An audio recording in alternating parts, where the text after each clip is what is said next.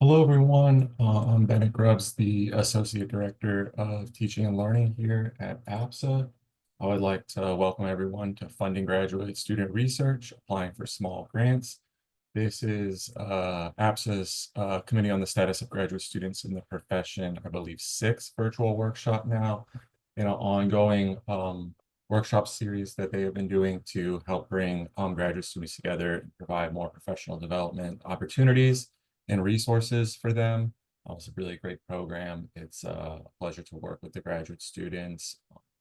They, along with other status committees, really help drive our member offerings and just sort of support you all in the best way we can. Um, really fast, as you all have seen, that this event will be recorded, and it will be then after we will post the recording on the website with the rest of them. I'll share that in a link in a moment. And APSA, as always, asks all attendees and participants to follow the Respect campaign. You can learn more about the Respect campaign on APSA.net, as well as our report on sexual harassment. And with that, I'm going to pass it to who I believe is the co-chair of the Committee on the Status for Graduate Students, Kelsey Osborne-Garth. Thank you. Thanks, Bennett. Hi, everybody. My name is Kelsey Osborne-Garth. I'm a PhD student at Michigan State University, and I'm excited to get this workshop started. So very briefly, we'll do some brief introductions, and then every panelist will have an opportunity to share their knowledge on small grants and funding. And then we'll have some questions, pre-prepared questions for the panelists, and then there will be time for you all to ask your questions.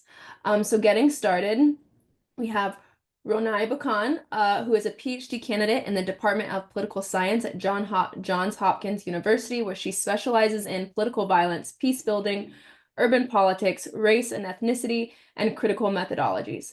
Her research employs ethnographic methods to investigate the socio-spatial dimensions of everyday warfare, particularly focused on racialized and ethnicized populations in the Middle East.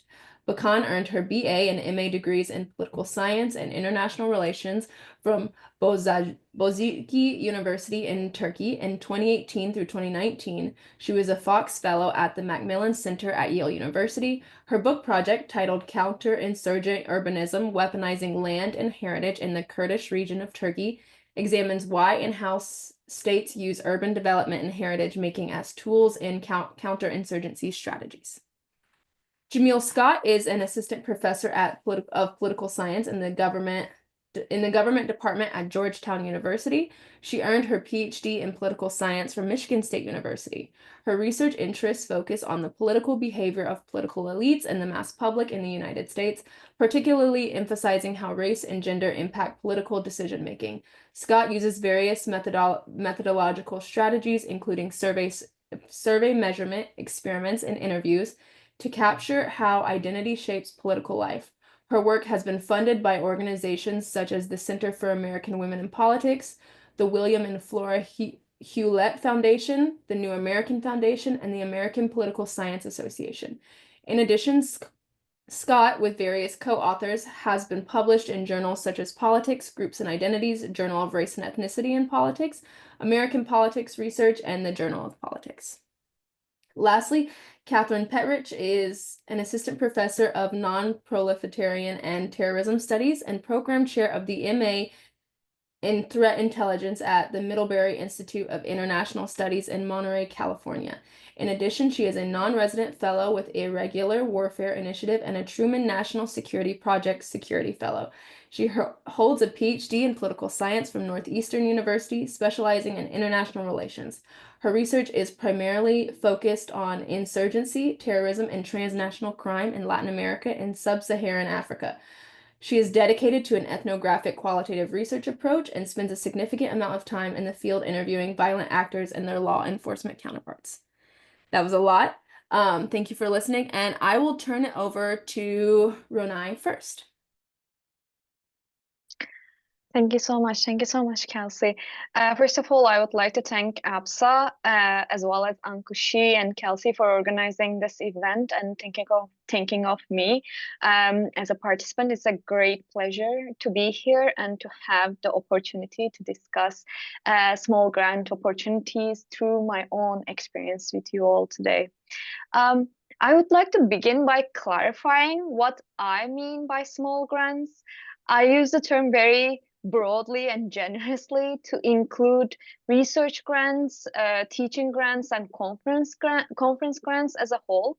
And in other words, today I'll be talking about various sources of funding, both within your institution and outside of your institution, that could serve different purposes throughout your academic journey and signal different qualifications on your CV as well. The first question to that end I would like to address is that why small grants really? Wouldn't it be more effective, for instance, to spend months applying for a large grant to secure all the funding you need at once? I think the short answer really is that there is no either or, but small grants, I think, can provide you a larger pool of opportunities, while larger grants become more scarce due to the volatile political and economic environment that we are living in. So I'm a sixth-year PhD candidate, and the first grant that I applied for was indeed a large grant. In my third year, while I was developing my dissertation prospectus, I applied for the Social Science Research Council's famous International Dissertation Research Fellowship, also known as IDRF. IDRF, well, at the time, unfortunately, I'm going to use past tense, was one of the few large grants available to international students who are interested in doing humanistic research in political science. And I need funding for my year-long ethnographic research, which was quite expensive. So IDRF would have been perfect for me. And although it was my first attempt, I reached the final stage at IDRF. I was really excited, but ultimately I was rejected, which is part of the game, but it was also disappointing. Normally, if IDRF continued, I could have taken IDRF reviewers' feedback to strengthen my application and reapply in the next cycle. But on that very year that I applied, the grant was discontinued in the year. And so one key lesson from that experience that I drew was that while large grants, due to their very rigorous application process, help you refine your research from very early on, they're also very vulnerable to political and economic shifts, right?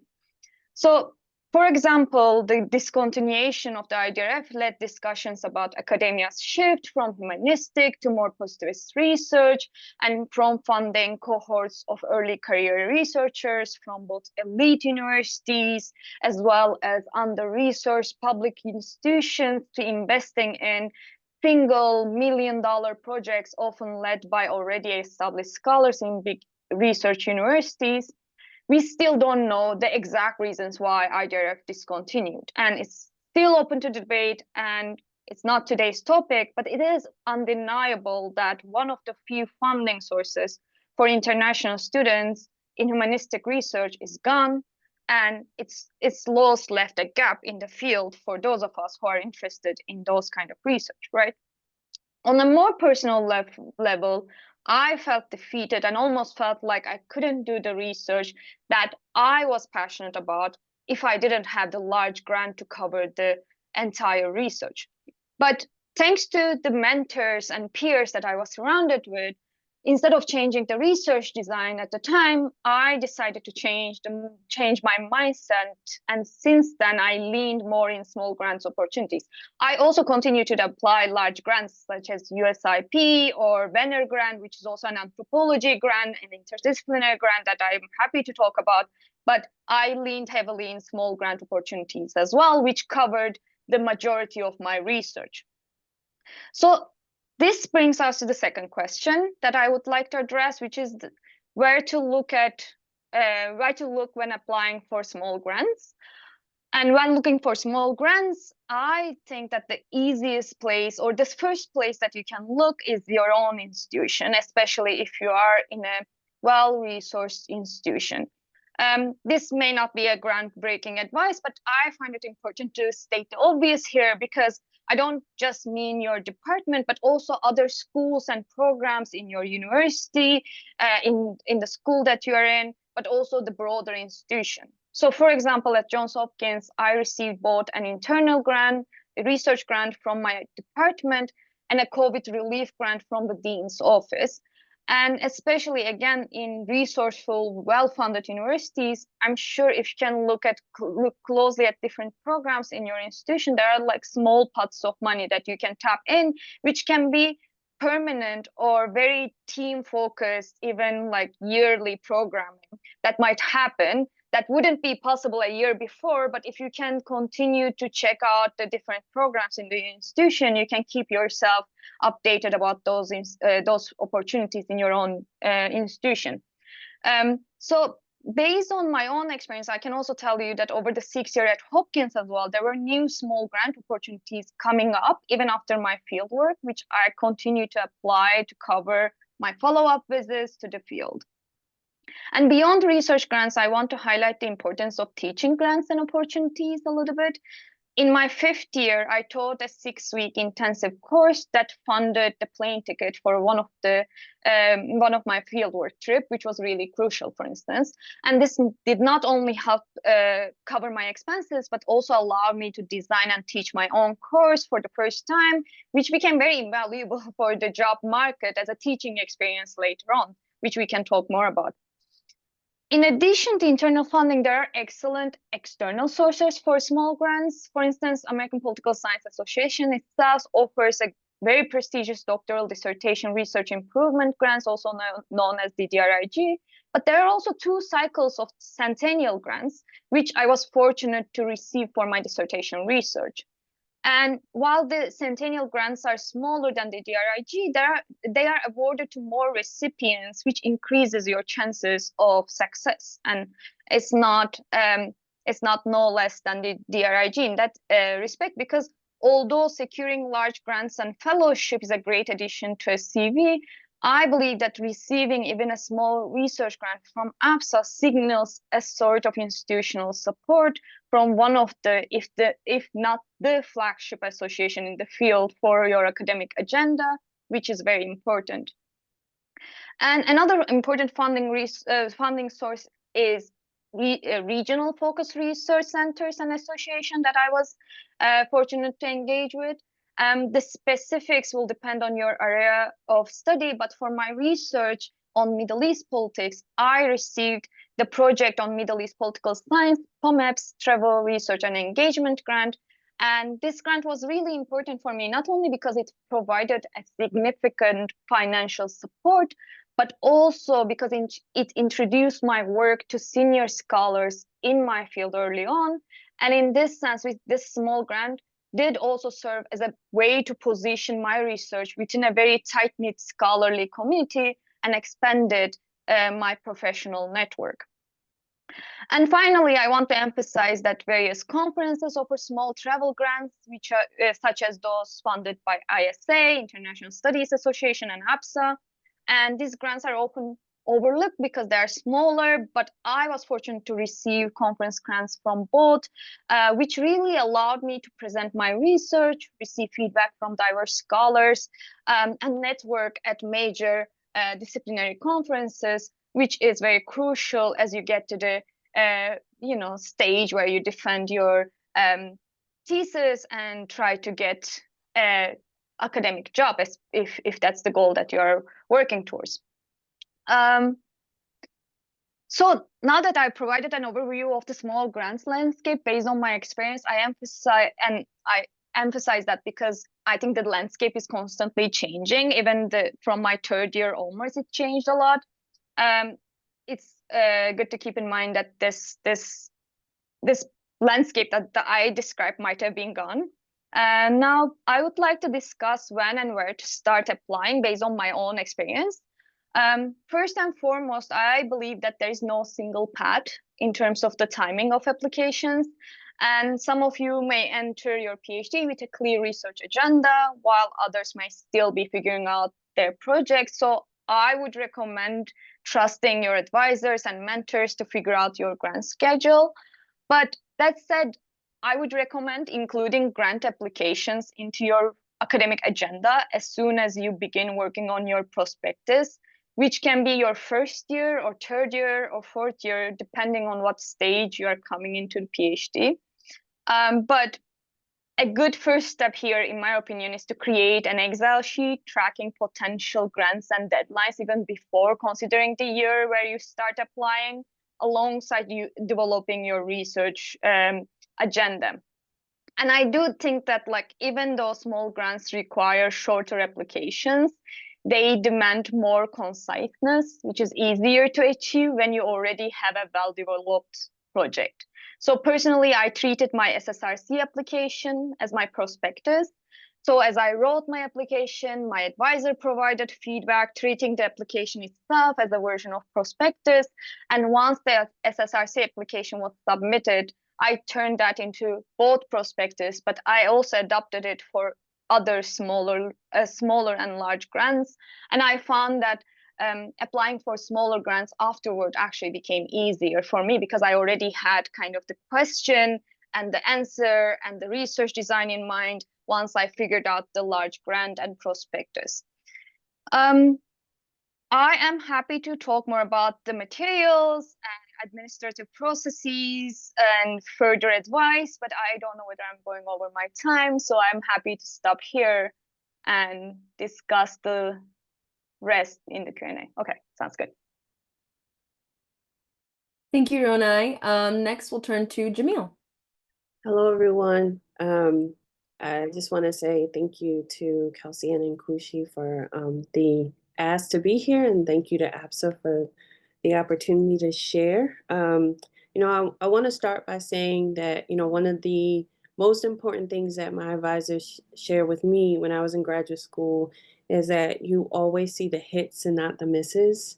And so oftentimes it's the case that we see, these people's list of qualifications and grants they've gotten and all that stuff.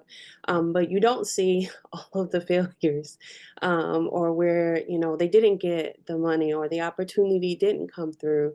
And so it's important to start with the preface that, it doesn't always work out, and that's okay, because there are other opportunities. I certainly agree with Ronay and the recommendation to start with a list of what grants are available to you and of what interest.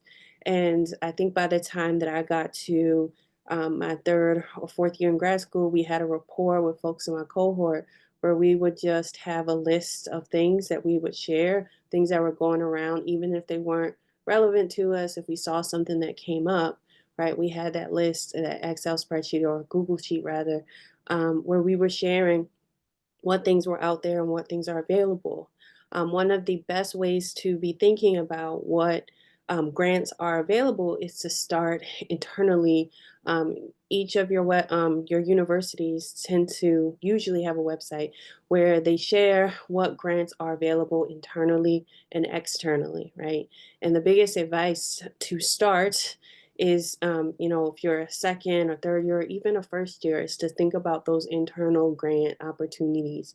And they may be small, $200 or $250 or something like that. But one of the things that you learn some of them are even 100, but all of it counts, because one of the things that you learn is that money begets money, right? And so once you start getting grants, right, you have a record of being able to get grants, right? And so that's one more thing that you can put on your CV. So the small ones allow you to say, right, I have gotten something, right? I have this record of getting a grant, which allows you to, tout that when you're applying for another grant. And certainly, as you start to apply for these things, you start to develop the kind of materials that you should have on hand, right? So a bio statement is usually a really easy one, and it can often be hard to write about yourself and what you've accomplished, but having some quick couple sentences about yourself, who you are, and what your research interests is a important thing to have. It also helps you to start crafting your kind of elevator pitch. You know, when you go to conferences and people ask you who you are and what you do, right? There's often like a set couple of sentences that people expect you to have, right? About what your research agenda is, where you're from, those types of things. That is your bio statement in a nutshell, right? And those are quick things that you can have on hand. Also, a short description of your project as you get further along, right? You have to get to a space of starting to think about not just your dissertation, but how do you characterize the work that you do, right? And the dissertation is the biggest piece of that, but not all grants will be about your dissertation, although many of them should be, right? But we're at a space where you might be interested in starting other projects or thinking about other things, but having a clear description of what that project is that you can describe in a paragraph, right? What are your main variables of interest? What does this project do, right? What is the goal of the research? Having those ideas on hand that you can at least describe in a paragraph. And also, where do you see yourself fitting in the literature, right? I know that people often like to think about a gap. I don't think gaps are helpful as much, right? Because you tend to not make people so happy when you start talking about there's a gap, right? Especially if that is work they've been doing for years. But instead thinking about where do you fit in the literature? What type of story are you adding to, right? Having those ideas on hand in a short paragraph style is really helpful. I know this is a really difficult time, difficult, politically contentious time, but I want you to know there are still opportunities out there, right? And they may not be, you know, the big dollar amounts, right? But there are opportunities out there, and it's important to keep your eye out for different opportunities that are available. Some of those will come from within your institution, and others might come from private funders, right? And so it's important as you think about these different opportunities, what these folks are asking for, right? Not all grants will ask for the same thing. And when you are applying for funds from private institutions, they might have a particular goal in mind or a particular set of questions that they want you to answer as you're thinking about your research in alignment with their goals. So thinking about those things, making sure that you're hitting all the points that they're asking for is important. Um, and also, if you're a member of, you know, different associations like Ronay mentioned, right, those are great spaces to hear about different opportunities. As a section, and I think that I won't say all of the sections, but I think a number of sections have moved towards having free membership for graduate students, right? That is an opportunity to take advantage of being just in the number to get the information, because getting the information is half the battle about what's out there. So you can be able to build that spreadsheet of information about what's out there. I'll also say that as you think about these small grants, don't take for granted that your research or how you think about your research doesn't have to fit into one box, right? There are opportunities to consider how another discipline or a multidisciplinary opportunity might come up for you. And it's about how do you frame your work to fit into the story that's being told. Framing is, and let me be clear, I'm not saying change your entire project to fit, but if there is a potential frame to think about how your work fits into the opportunity that's there, then do that, right? It doesn't necessarily have to come from political science, right? It could come from African American studies or gender studies or another um, frame as well. So it's important to think about how does your work fit within um, the parameters of the grant that's being asked, right? And there's something to be said about not trying to make a square peg fit into a whole, right? So if it doesn't work, don't force it, right? If you can't find the natural connection between what that grant is asking for and what your work is, or if it doesn't fit with your political commitments, then it's okay to not apply for that opportunity. Look for other opportunities, see what's out there, right? Where you can feel good about the opportunities that you're applying for, but also not feeling like you're sacrificing or pushing your work in a way that you don't feel comfortable with, or is changing the way in which you engage in your research as you know it. And I'll say it is also important to consider how small grants can be used to set or move your work forward, right? We're increasingly in a space where you have to think about piloting your work first before you move to uh, having the proof of you essentially need some level of proof of purchase that the concept is there, right? Before you are able to apply for larger grants, right? Sometimes as you apply for larger grants, they want to see, right, what evidence do you have that this concept is at work, right? Or do we know that this could work in large scale, right? So pilots or using small grants to pilot your work can be really helpful here, even if that means paying a couple of participants for focus groups, or running a smaller experiment with, something like a prolific, or I know everybody's not a fan of MTurk, but sometimes MTurk can get the job done, right? In showing that the concept is there, that it's at work, right? Or even just thinking about how you might use small class or classes at your institution, right?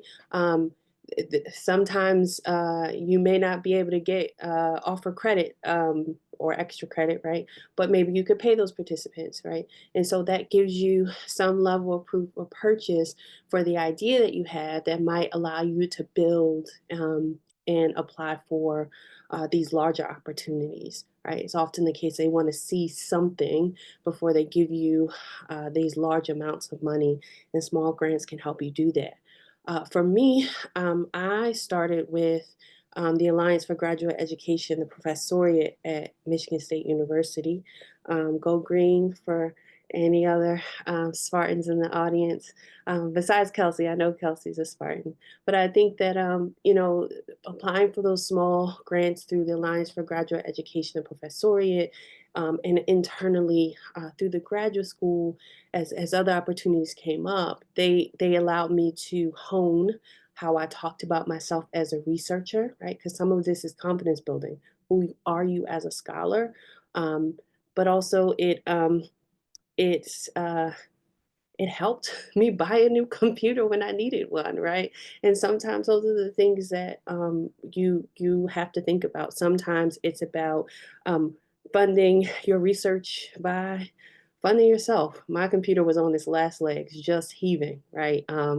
And so those types of opportunities were helpful for me. So that gets to that point of, thinking about what you can use those small grants for. Not all are allow you to have the freedom to spend them as you choose. Sometimes there are requirements around what you have to spend those funds on, and you have to be mindful of that, especially if you have funders who are going to come back and ask you about a progress report. Those can be important things to be thinking about. What do they want to hear? In a couple months about what you did with those funds, and does it involve some type of progress report or report more generally with your results? So you have to be mindful about how those funds are used and how or how you can use those funds and how that matters for what you're trying to do. So I will stop there. Wonderful. Thank you, Jamil. Next we have Kate. It is such a privilege to go after two really fabulous panelists and basically get to say, yeah, what they said. But I really want to emphasize something that Dr. Scott just said about money begets money, which is the worst thing in the entire world. So The first one is the hardest one. And once you get the first one,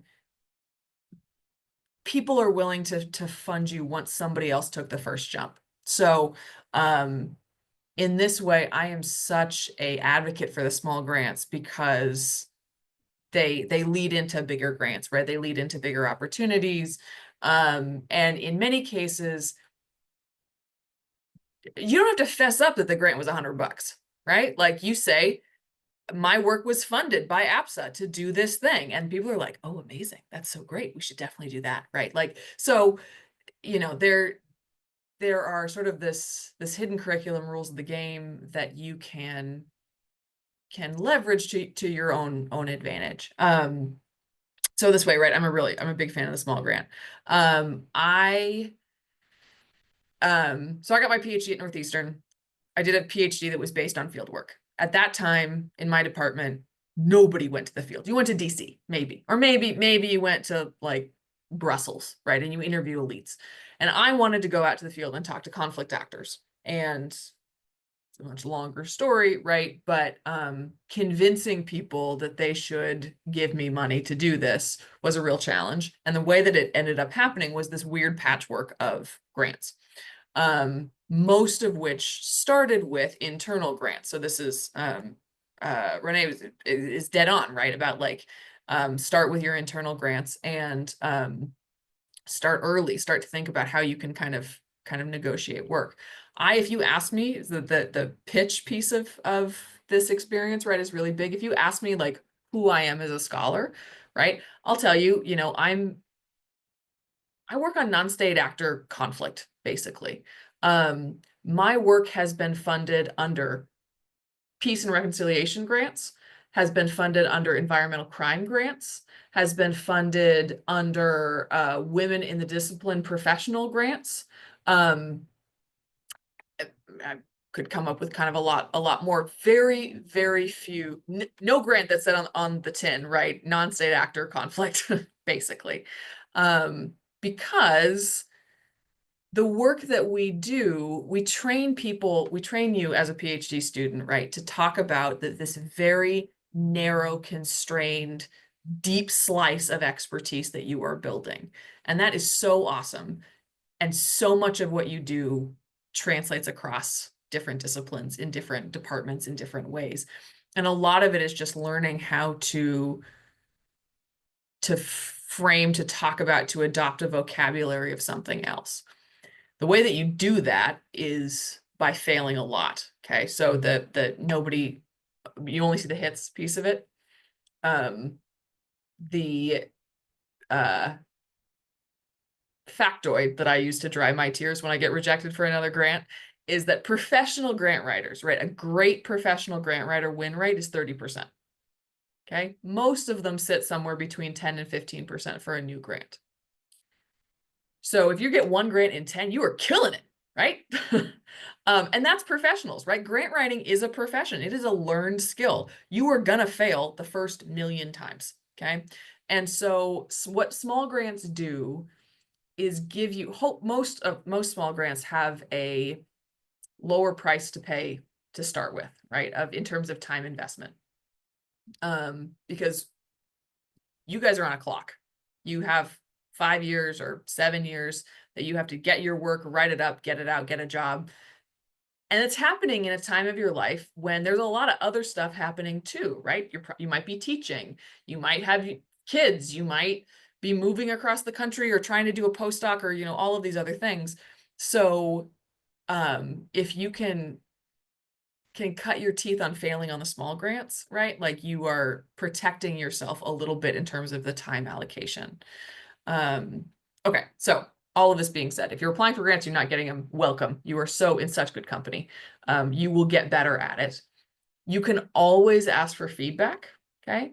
That's oftentimes a huge benefit of those smaller grants. They got fewer people that applied for them, and they might have the time to get on a Zoom call with you and talk through like, well, you framed your work as being all about conflict, and this is a grant for peace building. And so if you had just sort of changed the wording, right, or changed the phrasing, we would have looked at you differently, right? Or it had nothing to do with you. We just funded a grant to send somebody to Africa last time, and we wanted to have diversity. And so we funded one that went to Asia this time, right?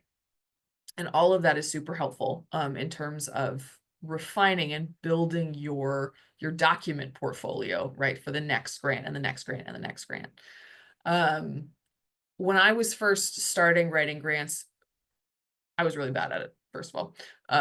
And I also didn't know the range of stuff that you can ask for and where then you can look for money. So, Dr. Scott's anecdote, right, about a new computer.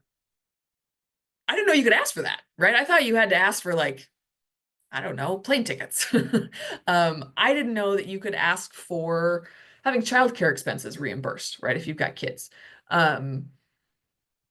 That kind of stuff, thinking more broadly about, okay, when I'm building my budget, what's the stuff that is going to allow me to do my job? And it feels it felt to me sort of greedy, and sort of inappropriate. And that's not necessarily true, right? What you need the funding for is the ability to do this work. So think really broadly. What do you need to do this work? You probably need an internet connection, right? You need a working computer. You might need a plane ticket. You might need a budget for food money while you're in the field. You might need money for a driver, right? Because you aren't going to have a car, and taking an Uber is going to be going to be a safety concern, or whatever it is. And there are different weird little pots of money that sometimes fund having a driver in your field site, right? And it's like, I would never have applied for this, $70 grant, but then that was $70 that I didn't have to pay. So those are things to think about, that when you're thinking, you should always look internally for money, right? Think about those small grants of 100, 200, because it'll lead to bigger grants, but also think about grants that will fund weird stuff, and where those areas of interest might be that you can leverage. For context, right, to sort of contextualize what I'm talking about or where I'm coming from, I during my PhD, I did field work in Kenya, and I did field work in Colombia. And my Kenya case study, I was primarily in Nairobi, and I could not get money for this. And so I applied to every grant that you have ever heard of, got rejected.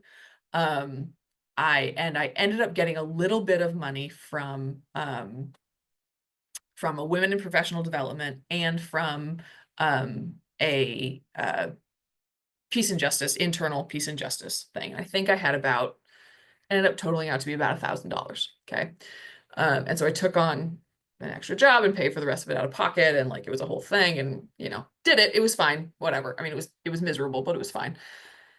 Then I was going to go out to Colombia the next year, and I ended up getting triply funded for what I asked for Colombia, based on this experience of going out into Kenya. One, because I had proof of concept. I have been out, I have done this exact thing in a different context, but I've done it, and here is my peer-reviewed, accepted publication that came out of this.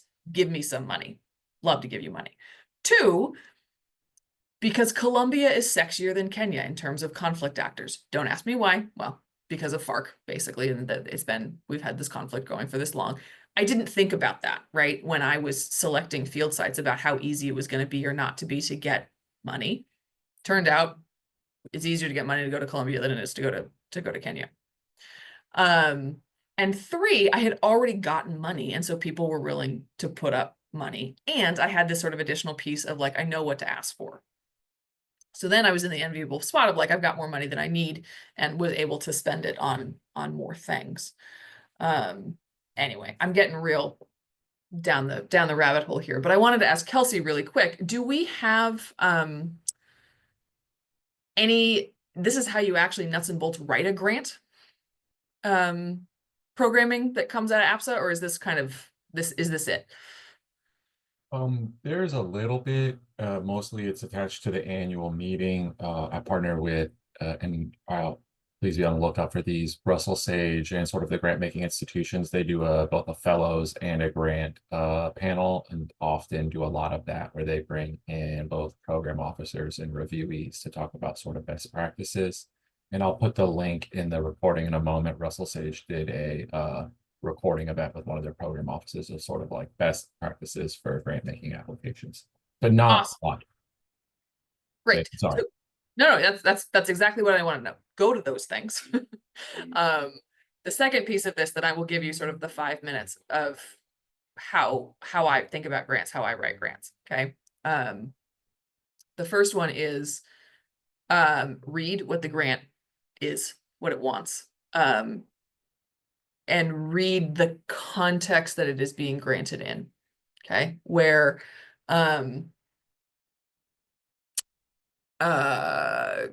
if you're a violence scholar and you are applying to a grant that is peace and conflict, don't talk about your work in terms of conflict, talk about it in terms of peace.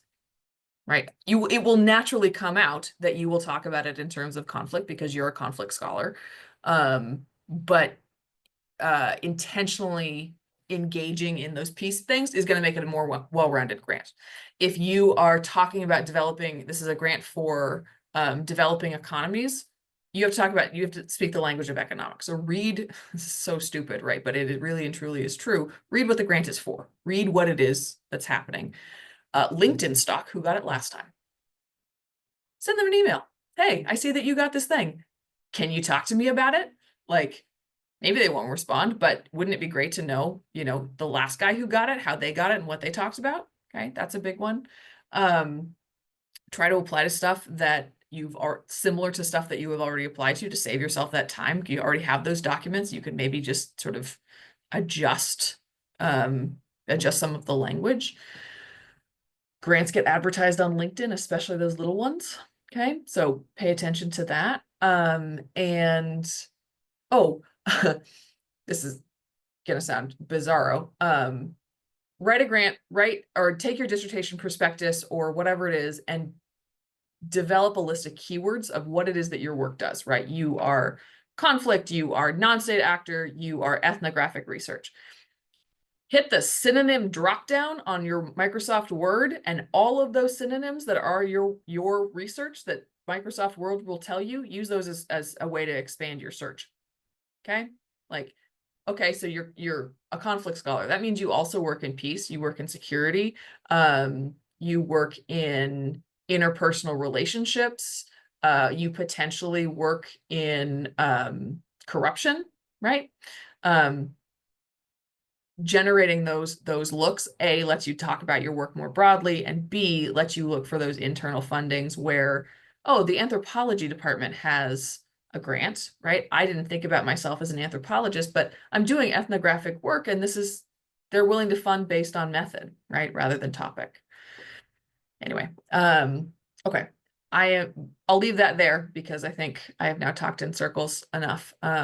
But that is sort of my 2 cents, right? Is don't get discouraged, go for the little stuff because it turns into big stuff. And be really obnoxious about asking people for help. It's like getting a job, right? Because there always is some, not to be sort of rude about it, there's always some white guy named John who's doing it harder and faster, right? And like, that's not fair. And you need to be, you deserve to have time and space. And so put your elbows up and get in there and ask questions.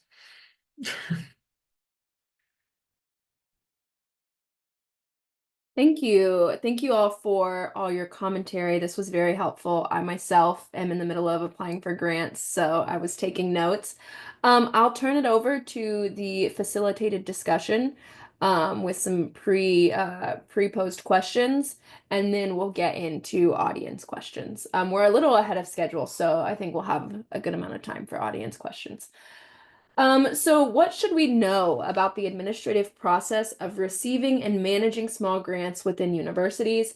Are there common administrative challenges or hurdles students might not be aware of?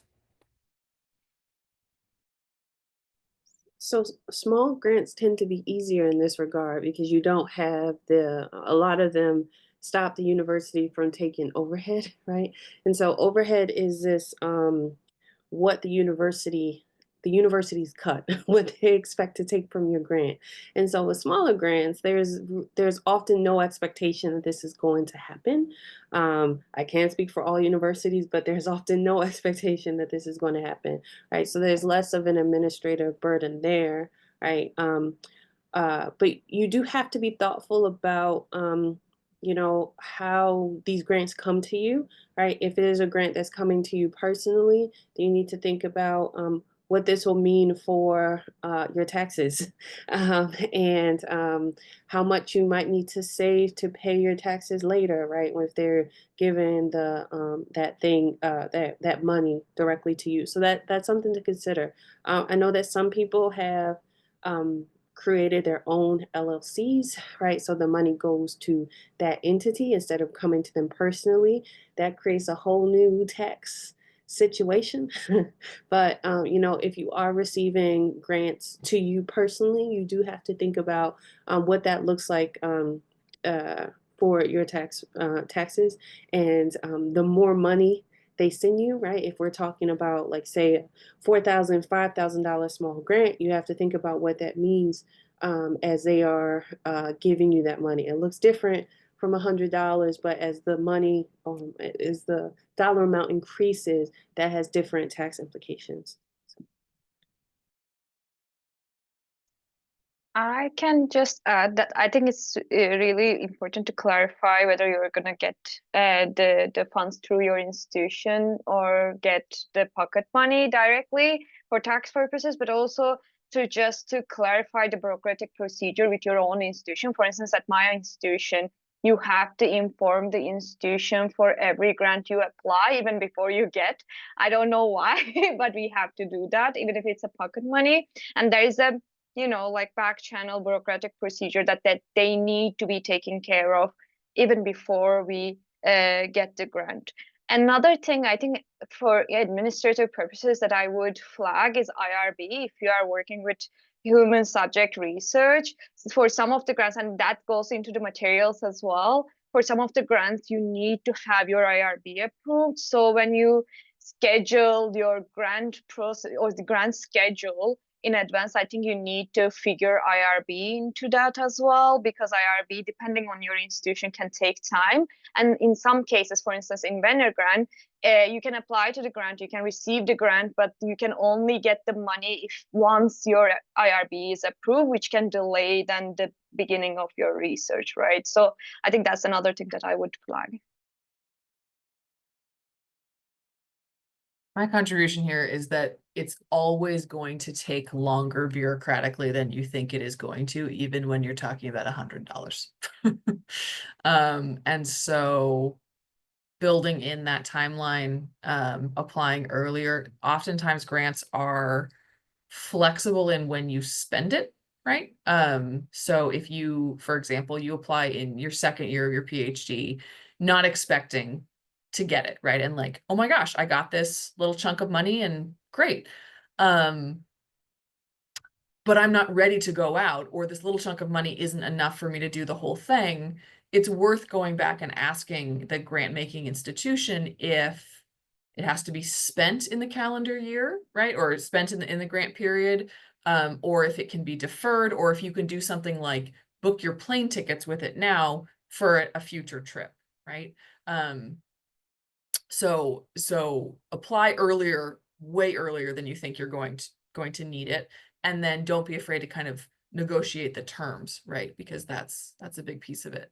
The taxes thing is really big though, especially if you're an international student working in the US, where the tax laws are all kinds of weird and funky and you don't want to throw yourself out of status, right?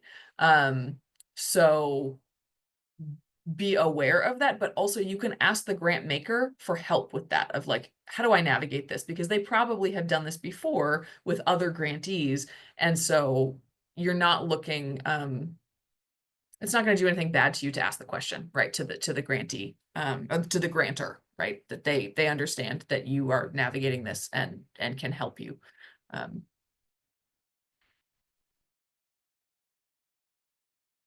Thank you. Moving on to our next question that's slightly different. How do you this was mentioned briefly, but how do you navigate ethical issues when applying for research funding, such as funders with specific political or ideological backgrounds and agendas? I think this pairs well with the next question, which is, do you have any advice on how to navigate the contentious times we keep hinting at, where academic grants and funding may be at risk? Especially, I know there's the large federal grants that are at risk currently, but even potential small grants, and ethical issues. I have a quick response, and I am curious about other answers to this, which is that I work on political violence and I work with vulnerable populations. So I am very cautious about ethical choices that I make, and I try to avoid applying for grants that hinted or where I suspected where there might be like political ideological interference, surveillance, or potential appropriation of my work for other uses. So I kind of like, I was very careful and try not to apply the institutions, especially private institutions, not non-academic institutions, where I saw potential challenges in terms of ethics, but I'm curious to hear other tactics or ways of navigating it. Yeah, so I think that it's important to, research these institutions that you are, organizations, institutions that you're seeking grants from. If it doesn't fit with you, your political commitments, it's okay to look for something else.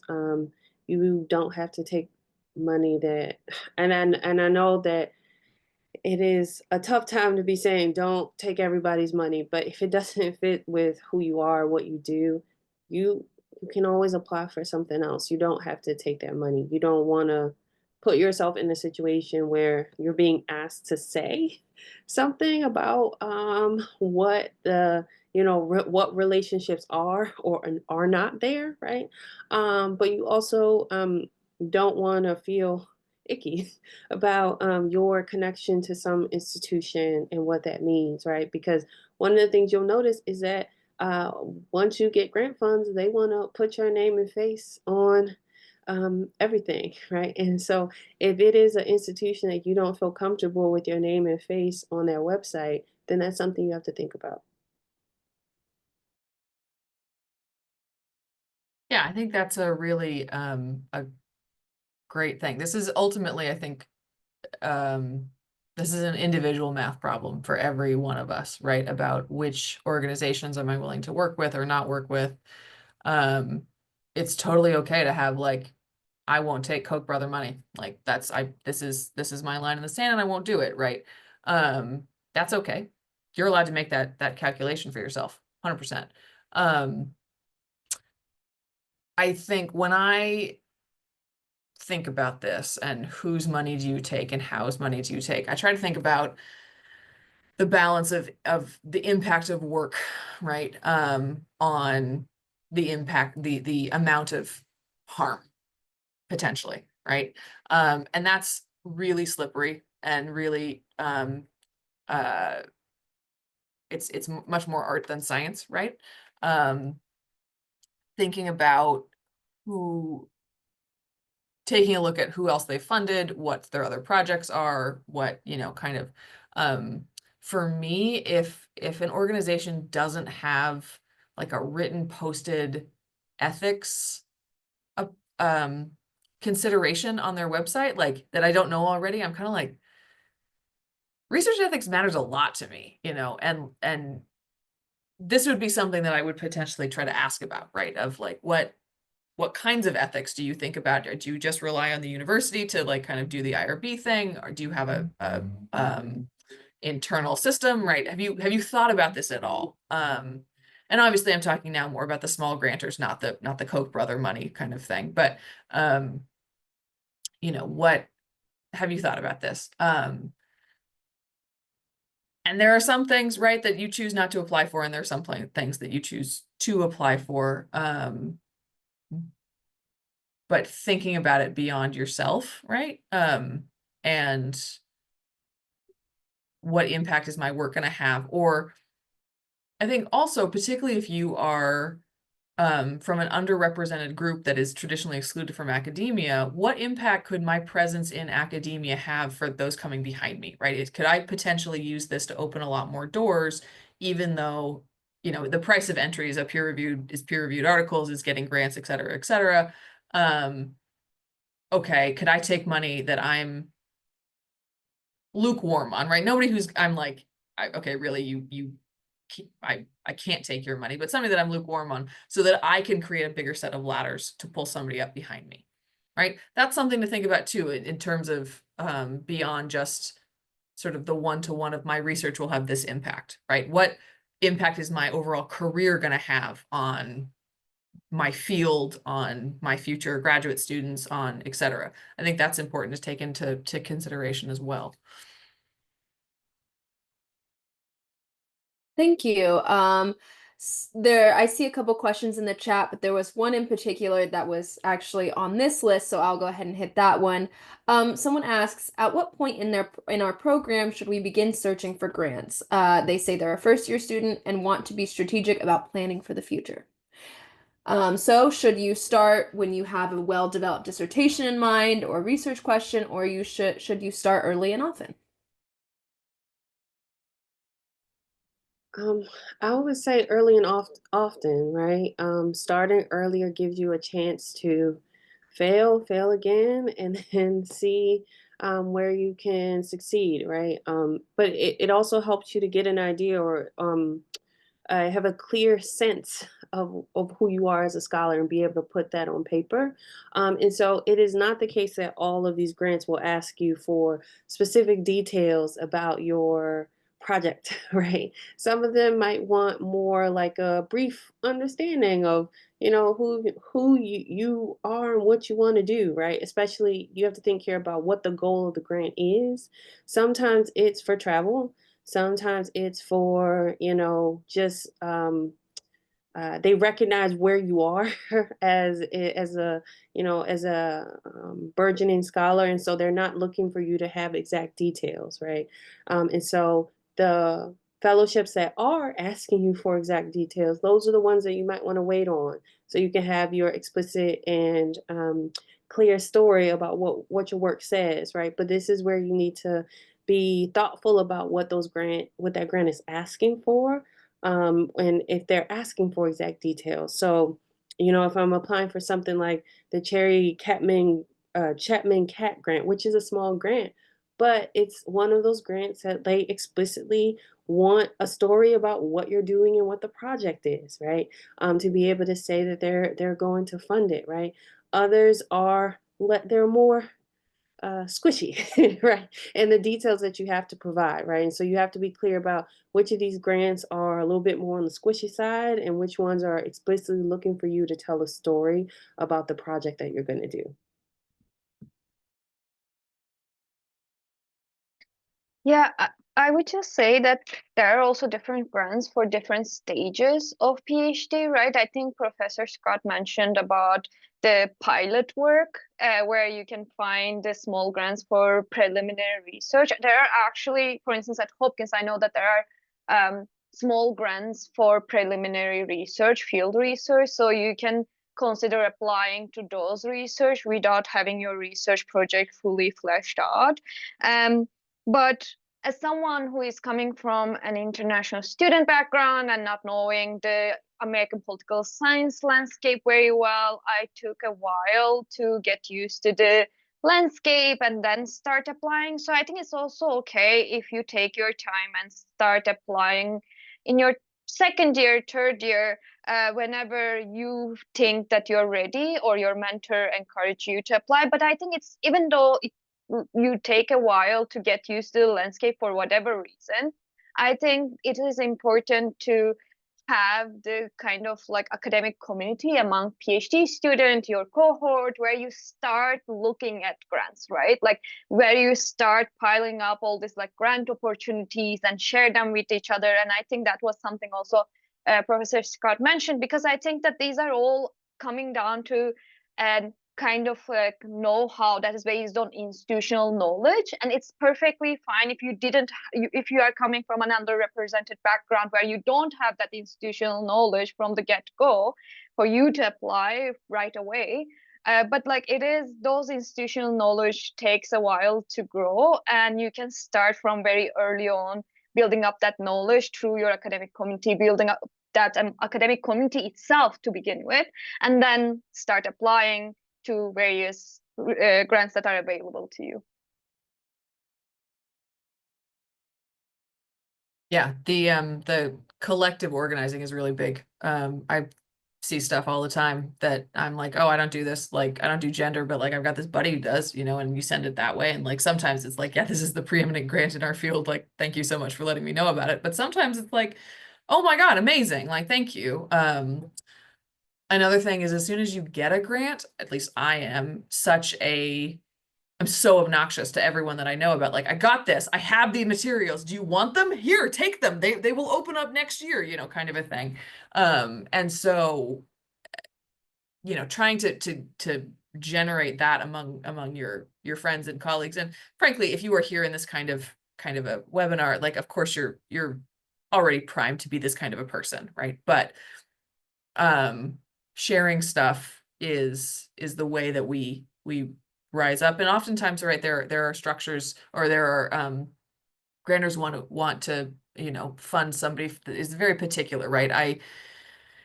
You know, they're like, we really want to fund, you know, someone who is going to do work in Indonesia. And you're like, awesome, I do work in Pakistan and like whatever, but like it came up on the Southeast Asian study board. And so you send it to your buddy who's like, could you do a case study in Indonesia? And they're like, actually, I was just thinking about that. So, yeah, try to both send stuff. And the other thing is once you start sending people stuff, people start sending stuff to you, because human being social contract exchange theory. Thank you. I also wanted to share that I have applied for several grants. I started my first year applying for travel grants. I received one for $500. And then my second year is when I received two. I received an APSA diversity. It's a fellowship, but it was funding that I'm putting towards my own dissertation that didn't have a lot of stipulations on it. So I put that in like a special savings account in the event I didn't get a large grant, but I want to do qualitative research. And then I received an internal grant for $2,500. And I've repeatedly applied for all the internal grants I could since then. Even if they don't really match up, I figure out a way to make it match up and just apply for everything I can. So I did start early, and I've seen some success with that. So I would also say start early. Last question, and then we'll move on to the Q&A, is beyond directly funding our research, how important are grants for building an academic or professional profile? What role do they play in strengthening future applications for funding, fellowships, or jobs? We hit on that slightly. Kate said money begets money. But do you have any other advice for the people here?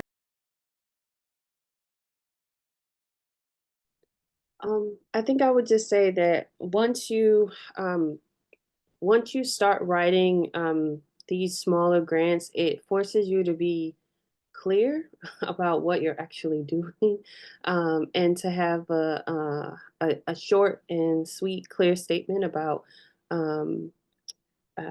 who you are as a scholar, but also what your project is, right? Because more often than not, these small grants want you to get to the heart of the matter and get to the heart of the matter quickly. And so once you have that, right, it makes it easier to tell a story about what your work is, how far your work extends, right? And I think after you start applying for more of these things and you see what projects you're applying for, um, even within the realm of your dissertation, right? You'll start to see like how you yourself are framing who you are as a scholar, right? Like and what institutions you fit with, right? If you can frame your work in that realm, then that's saying something about who you see yourself as, what your work is doing, and how that matters, right? And so I think that, you know, applying for these grants, being able to frame is always, and thinking about your framing is always a really good thing. It just helps you in that process of writing. We all need framing. We all need to, to shift how we frame or think about how we frame our work. And so that is a good skill to have as a writer for grants, but also as you think about writing articles or writing books.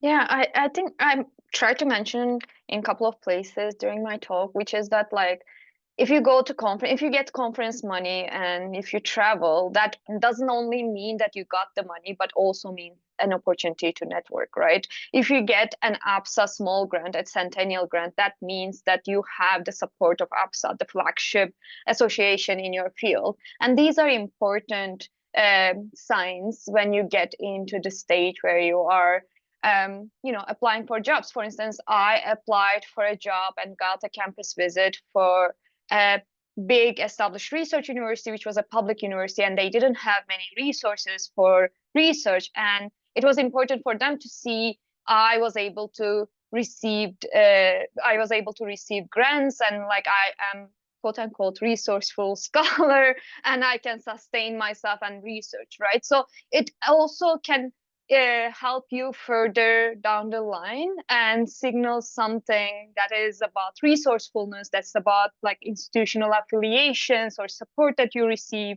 and also kind of like provide you the network or like kind of like can situate you in the scholarly committee, as I mentioned, in relation to POMEPS, right? And that is a smaller community, but it situates my research within that community. That's important for my research as it is on Middle East politics. So I think there are many ways that like it can situate you and spotlight on your research. Yeah, it's only good things in terms of networking in my experience. Even honestly, failing to get grants can be helpful with networking, both if you reach out for feedback or whatever. But man, there is nothing like camaraderie building at a conference when you both complain about how you didn't get a grant. Like, everybody has been there, everybody gets it, and grant writing can feel like such a waste, a drain of energy, right? Because you do all of this work and you frame and you write all these documents and you send it off into the void and nothing happens with it. And yeah, we can talk about how that builds your future sort of portfolio of documents and all of those sorts of things. But it also is a really great small talk space if you can talk about it and not kind of in a funny way and not a bitter way at a conference, to then build your network and start engaging in what have you gotten, where have you seen, especially if you're in sort of that early career stage where everybody's getting rejected from everything and nobody's applying to like, the lifetime scholar award things yet, right? We're all applying for $500 to try to do our field work. That I think is a way to leverage networking that is perhaps not as traditionally we think about that. Thank you all. So we'll move on to questions now. We have about 20 minutes for questions. I see some questions in the chat, so I'll start with those. But you can put questions in the chat or you can raise your hand and oh, I see we have one right now. Forgive me if I say your name wrong, but Elif? You all mentioned how important it is to apply as many grants as possible, but they're also taking time and intervening with the time that we are dedicating to other responsibilities, teaching, writing your prospectus, dissertation, going actually to the field and looking for visa applications to do so and all that. I want you to tell me when I am doing it wrongly, when am I dedicating too much time for one grant, and how much time do you think I should ideally dedicate for a small grant application? Thank you so much for this talk, by the way. It was amazing and very informative. Thank you, everyone. So my approach in grad school was I would spend like a couple hours on Fridays, like writing, works, like specifically working on a small grant, like grant applications, right? For if I knew that something was coming up, right? I'm not saying that you need to spend like hours and hours on end, right? And as you hone your research, a lot of this stuff becomes second nature, particularly if it's, and I think I think it's Petrich, did I say that correctly? Maybe not. Said that, you know, as you start to apply for these things, you'll see that, you know, the ones that are specifically, you know, fit your interest, right? It becomes easy to kind of like rinse and recycle as you think about writing these things and how you're framing the work that you're doing, right? The literature is there, you already know it, right? It's very easy to tell, you know, how you fit into things. The one that become a little bit more challenging is when, you know, you have to change the frame because they don't necessarily, you know, they're not exactly you, but you can squeeze on in there. And so it means, you know, doing a little bit more work to make sure that you're framing everything correctly, right? But, you know, you have to think about what your writing style is and what you need. For me, it was like, I'm going to spend a couple hours on this Friday and work on this application, right? And I know it's due 3 weeks from now, so that's going to take me a couple hours, you know, to put down my nasty, ugly first draft, and then I'll come back to it the next week to clean it up, right? But you know your writing style best and how you do things. For me, it was like I just need to throw some things on paper. Maybe it makes sense, maybe it doesn't. I just need to have some words on paper to get me started. And so you have to think about what your writing style is, right? And the timeline and deadlines and making sure that you're hitting all the things that these grants are asking for. Yeah, I think that's a great one. I'll just dig in about a little bit. There isn't a math problem, and I would spend more energy and effort on grants that you're more likely to get early on when you're building that resume, so, or your portfolio. So the stuff, the internal stuff, right? When you can like walk down to somebody's office and be like, hey, I see that you are giving out grants to graduate students. What are you looking for? You got a better chance of that than something else. But if you don't know, right, and you're trying to figure it out, think about it in terms of billable hours. Okay. So as a graduate student, your time should be worth about $50 an hour. I mean, none of us are getting $50 an hour as a graduate student, but like $50 an hour. So if it's a $500 grant, don't sink more than 10 hours into that. Right? Like, you know, and caveat, asterisk about all sorts of things, but like that's I think a reasonable limiter, because I'm the kind of person who's going to chew on it forever, right? And like, well, if I could just adjust this wording and I could just whatever, like, I'm not billing more hours on this grant than you're going to give me in money. So, and go for $50. Actually, go for $100, you know, realistically. Know your worth. Yeah, I will just also add that you can totally make choices, right? Like, I think in the beginning, I will butcher this as well, but Professor Petrich also mentioned that like the grants that you should be applying, whatever framework that you work with, and there are grants that you don't necessarily need to invest in. And there are some times that you prioritize another part of your academic work, right? You need to prioritize teaching, research, etc. In my own experience, for instance, and I think that actually small grants can be helpful in that regard, because in my experience, I got another rejection from another big grant at the beginning of my research year, and that I needed to make a choice whether or not I want to reapply and dedicate the very like very valuable time that I had spared for research to reapply for a grant, for a large grant, or wait and use that time later for smaller grants where I know that I don't have to invest in that much, right?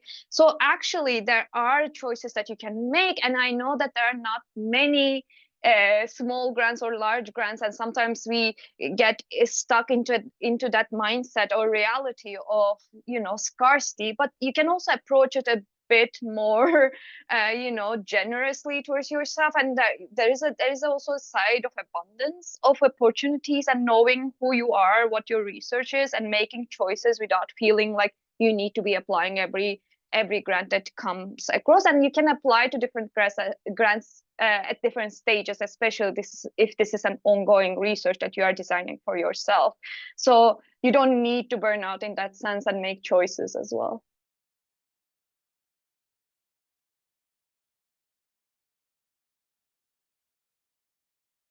I would also say, if you get to seeking feedback from folks who are writing with you or from your advisors about like what you have, right? Some of these small grants are asking for 500 words. So, you know, getting some of them don't, but some do, right? And so getting advice from an advisor on what they think, right, can be really helpful just to get you in the frame of reference of, is this my best work? Now, if you have that relationship where you can show your nasty first draft to your advisor, good for you. You know, but you know, if you get to that space of like, you know, wanting to polish something up and you share that, like that can be really helpful just to get somebody else's eyes on it so you can feel comfortable with letting go.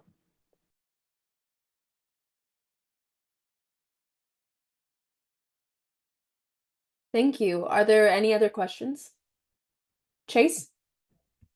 Hi. So I had a question briefly. If there are any things that we should look out for when searching for small grants that might clue us in that it's probably something we shouldn't apply for. And I'm talking about grants that, I don't know if this exists or this is like an issue, but I'm just thinking in the realm of like scholarships, there's some that are actually scams. And I'm wondering, I don't know if that's the same thing with grants because I've never applied, but if there's things that we should be looking out for in terms of making sure the things we're applying to are legitimate and going to fund us and follow up. So I would say this is a really great question. It's you know, that goes to doing your research on that funder's website, right? Are there where they say they funded people, can you link to that person's website, active website, active faculty, grad student profile, right? Those types of things. Is this an organization that you've gotten information about from a reputable listserv or someone that you know who's been funded from it before, right? I know we all get those. We're in this increasing space where we're increasingly getting all of these emails, phone calls, right? From, you know, a person who has $1 million and just wants to give it to you, right? So making sure that you have a link, a reputable link, that even if it's someone grant not in your field, right? Is there information that you can link to about who these scholars are and what they do? And looking for information from other grad students. Are there some Reddit stories or something like that where people have said, hey, these people said they were going to give me the money, never got it, right? As you Google these organizations, you'll probably start to see stories about what they did and what they didn't do. So just making sure that you are looking for those types of things.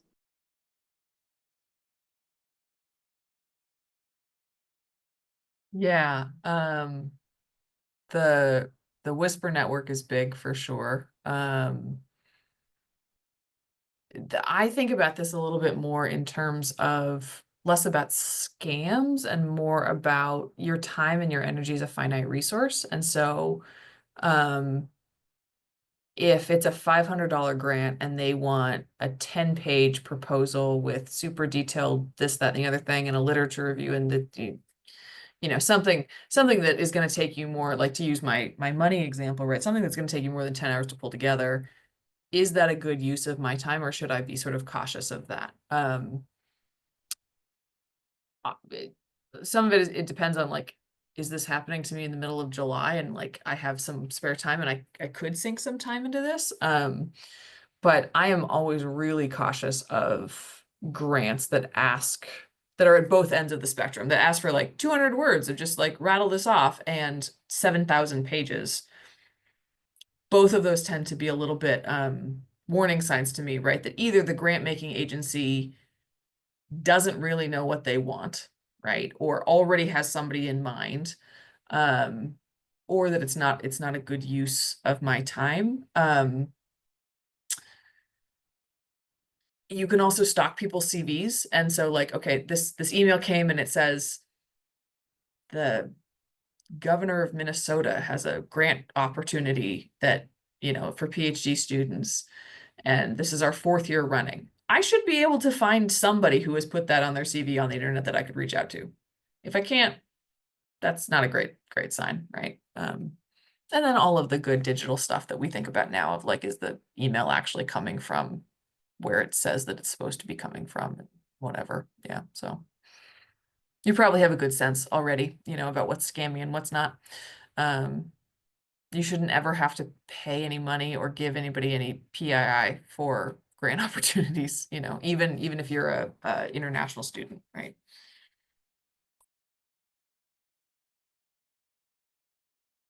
Yeah, I have nothing more to add. Any final questions before we end off today? Well, thank you all again for your advice and your expertise on small grants, especially for the links you've provided for everyone. I think this was an incredibly helpful workshop, and thank you for your time. Thanks for having us. Thanks for having us. Thank you so much for organizing this. Thank you, everyone. See you. Bye.